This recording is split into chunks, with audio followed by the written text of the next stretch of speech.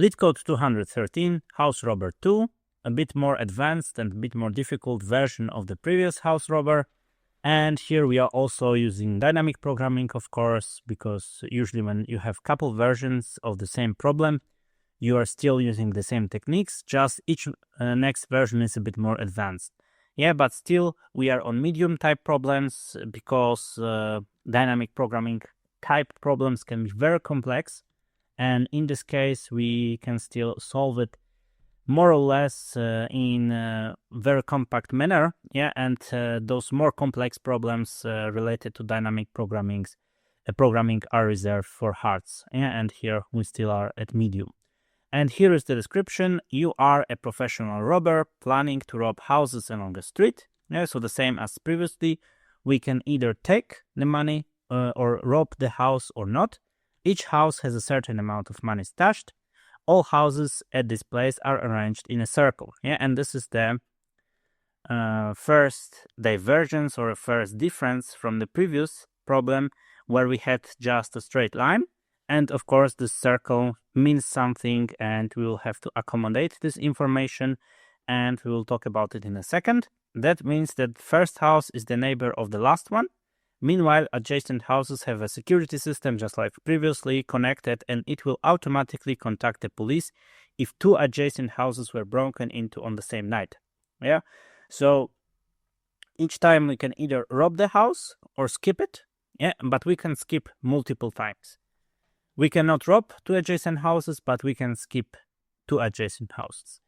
Given an integer array nums representing the amount of money of each house, so here on the right side, we have the input is a list of integers and represents the amount of money of each house. Return the maximum amount of money you can rob tonight without alerting the police. Yeah, so we want to add those numbers, elements of this array in such a manner that it will still satisfy the constraints of having at least one element skipped between two elements that we take for our sum.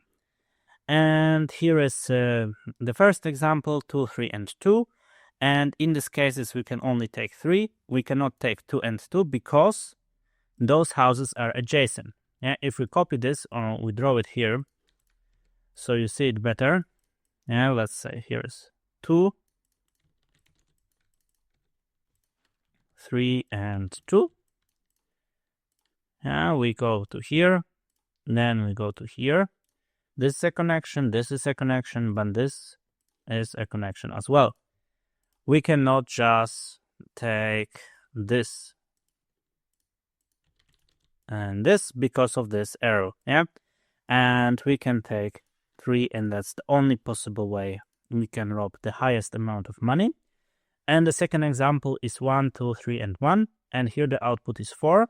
So let's draw it as well. 1, 2, 3, and 1. So those two are neighbors, those two are neighbors, those two are neighbors, and those two are neighbors as well.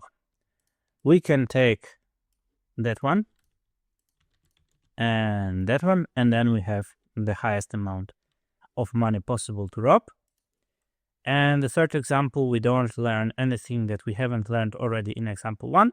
Simply 3 elements, and we have to take the one which has the highest amount, or which represents the highest amount of money, like simply the largest integer here.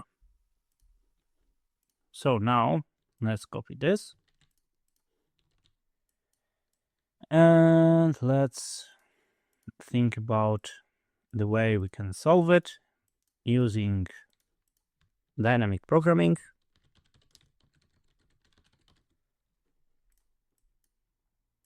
And of course, dynamic programming is not like a single formula. It's just very different or various types of problems which sometimes don't have a lot of common except for a very small thing. They consist of sub-problems. Yeah? We can break bigger problem into sub-problems. Sub-problems are easy to compute. we compute the sub-problems, and we arrive at the bigger problem by adding together the results that we have computed so far. Yeah, and the bigger problem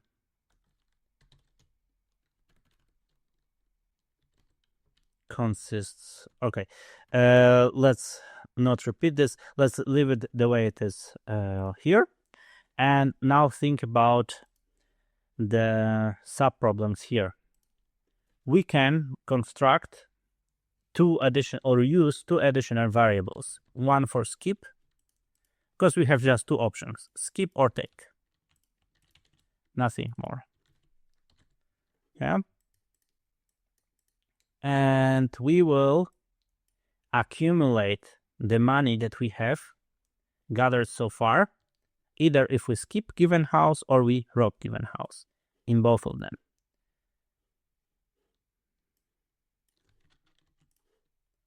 So both total amount of money accumulated so far. Yeah, and one will represent the choice of robbing, and the other one the choice of skipping, of course. So if we skip, we update the value. Both of them start at 0, but we update them differently. For skip, we take the maximum between the previous skip, the one that we accumulated so far in skip, starting from 0 and then going one by one, with updates, doing like this, or take. Yeah, because if we skip this one, we can take the money that we have accumulated by the robbing of previous house, which we have in this variable. But maybe skipping more than one house is better. Then we take skip. So we simply have to decide on maximum between skip and take. But if we take, we cannot reuse the previous take, because that would mean that we rob two adjacent houses. We can only take skip to update the value, plus we rob. So we have to take the current value of the current house.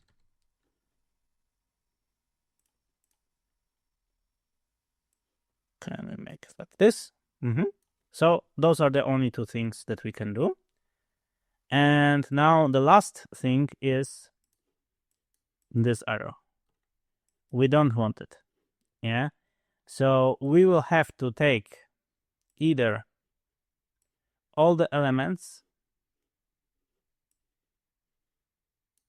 without the last, or all the elements without the first. Yeah, and then instead of a circle, we'll have a line. And same here, like this, or like that. And maybe to make it visible, let's use blue, like this. Yeah, either this or that. And now let me just walk you through this example, and let's create a following table: 1, 2, and 3. That's our one line. And then we have values for take and values for skip. Let's make it bigger. Let's move this to the side, and initially take and skip are both 0.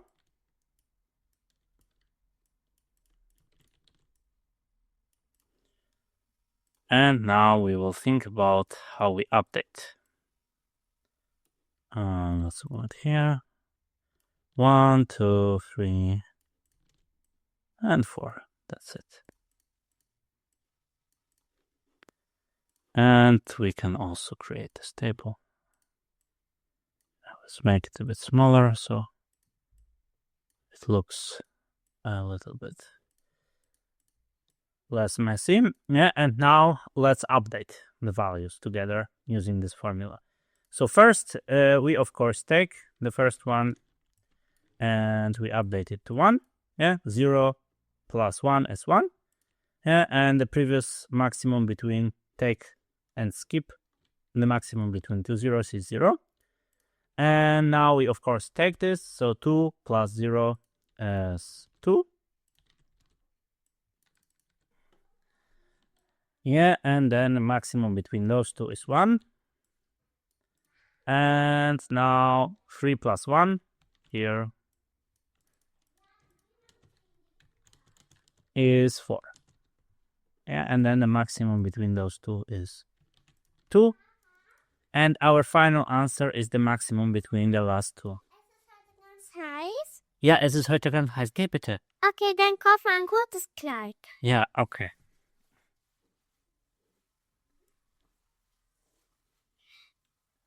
Ich ziehe noch eine kurze Hose an. Okay, Lina, bitte, jetzt nicht mit mir sprechen. Ja. Ich spreche nicht mehr mit dir. Okay, danke. Okay, and the final answer is here. Yeah, for this particular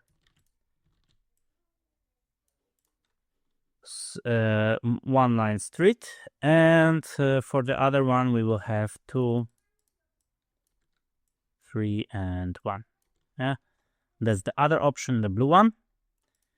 And here we have 0, 0, then 2, then here 2 as well, and 1 column to the left, and here 3, and here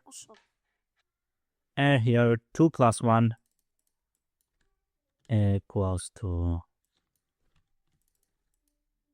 3, and here 3. Yeah, and the best option is here either this or that. Yeah, which both of them are the same. And here the best option is 4. And then the final answer is the best between those two, which is 4. And now we can try to translate it to Python. And if nums is empty, then we return 0. If it has just a single element, then we return that element. And otherwise, we create our inner function to rob single street. Yeah. And we can pass the houses here. And then we'll return the maximum between rob street for all the houses and when we skip the first one. And the second option is to skip the last one. And so let's skip the last one, and here not square bracket but curly, not curly, the parentheses, yeah, like this. Okay, so for both of them we initialize skip and take to 0, and then we go for value or for house and houses, and skip and take equal to maximum between skip and take for skip, and take skip plus current house. That's what we have set, and then we'll return the maximum between them.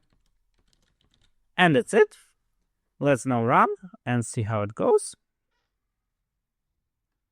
And here we need two values. Yeah, both of them initialized with zeros. Accepted for the first 3 cases, and now let's see on all the cases. And we beat 100% of other competitors, but most of the people that have arrived at correct solution use a similar approach, meaning that more or less everyone uses this approach since it's the most natural for this kind of problem.